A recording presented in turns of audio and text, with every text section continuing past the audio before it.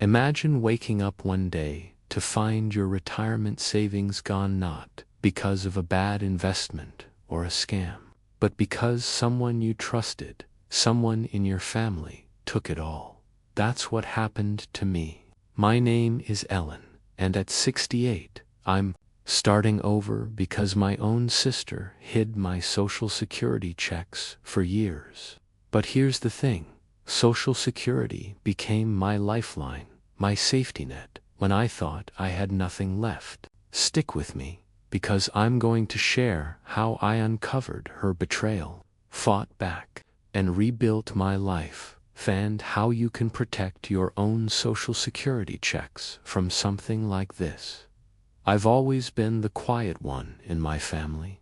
Growing up in a small town in Ohio, I worked hard as a school secretary for 35 years, saving every penny for retirement. My husband, Tom, passed away 5 years ago, and I moved in with my younger sister Diane to share expenses.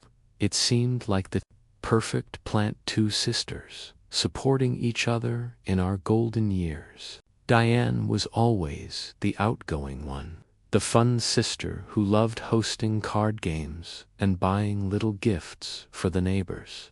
I trusted her completely. When I started getting my Social Security checks at 62, I asked Diane to help manage our bills since she was better with numbers. She'd pick up the mail, pay the utilities, and tell me everything was fine. I never thought to question her. Why would I? She was family. But last year, something felt off. I wanted to buy a new recliner, nothing fancy, just something cozy, for my bad back. When I checked my bank account, it was nearly empty. I thought it was a mistake. I called the bank, and they said my Social Security deposits hadn't come in for years. My heart sank. How could that be? I was supposed to get those checks every month, like clockwork, to cover my share of the bills and put a little aside. That's when I started asking Diane questions. She brushed me off, saying, "Oh, Ellen, you worry too much. It's all taken care of." But her answers didn't add up, and I couldn't shake the feeling that something was terribly wrong. Social Security is like a promise that after years of hard work, you'll have a steady income to keep you afloat in retirement. For me, it was supposed to be about $1,200 a month, enough to cover my basics and give me a little peace of mind. But when those checks stopped showing up in my account, I realized I didn't even know where they were going. I felt like I'd been robbed, not by a stranger, but by the one person I thought I could trust. If you're watching this, maybe you've felt that pit in your stomach when money you counted on just disappears. Or maybe you're wondering how to make sure your Social Security checks are safe. I'm going to take you through my story, step by step, so you can learn from what happened to me. The more I pressed Diane about my missing Social Security checks, the more defensive she got. She'd change the subject, or say, "Ellen, you're stressing me out. I've got it under control," but I couldn't let it go. One night, when Diane was out playing bingo, I did something I'd never done before. I went through her desk. My hands were shaking as I opened the drawers, feeling like I was betraying her. That's when I found it. A stack of bank statements hidden under some old magazines. They showed deposits from Social Security, my Social Security, going into an account I didn't recognize. My stomach churned. Diane had been cashing my checks, thousands of dollars, and I had no idea. I confronted her the next morning. I'll never forget the look on her face, part guilt, part anger. "Ellen," she said, "I was just borrowing it. I was going to pay you back." She admitted she'd been struggling with credit card debt and used my checks to cover her bills. She swore she meant to replace the money, but she never did. I felt like the ground had disappeared beneath me. This wasn't just about money. It was about trust. My own sister, who I'd shared my home with, my memories with, had been stealing from me for years. I couldn't sleep. I kept replaying our childhood, wondering how we'd ended up here. I didn't know where to start. I was 68, with no savings, no husband, and a sister I couldn't trust. I thought about moving out, but I couldn't afford it. I felt trapped. I called the Social Security Administration, SSA, to report what happened, but the process was overwhelming. They told me I needed proof, like bank records or statements, to show where my checks had gone. I didn't have those, Diane did. When I asked her for them, she refused, saying, "You're making a big deal out of nothing." I started to doubt myself. Maybe I was overreacting. Maybe I should just forgive her and move on. But deep down, I knew I couldn't let this go. Those checks were my lifeline, my reward for decades of work. I started keeping a notebook, writing down everything I could remember, dates, conversations, anything that might help my case. I even went to the library to use their computer and check my Social Security account online. That's when I learned something important. You can set up a My Social Security account to track your benefits and make sure they're going to the right place. I wish I'd known that sooner. If I had, maybe I could have caught Diane earlier.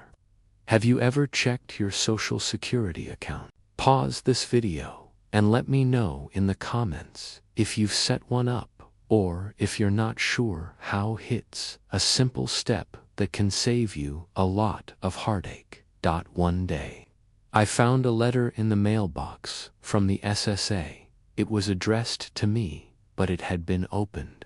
Inside was a notice about a change to my benefits. Someone had tried to redirect my checks to a new account. My heart raced. Was Diane still trying to control my money? Or was something even bigger going on? I knew I had to act fast, but I was terrified of what I might uncover next. That letter was my wake-up call.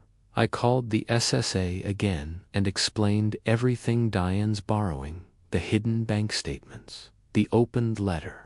The woman on the phone was kind but firm.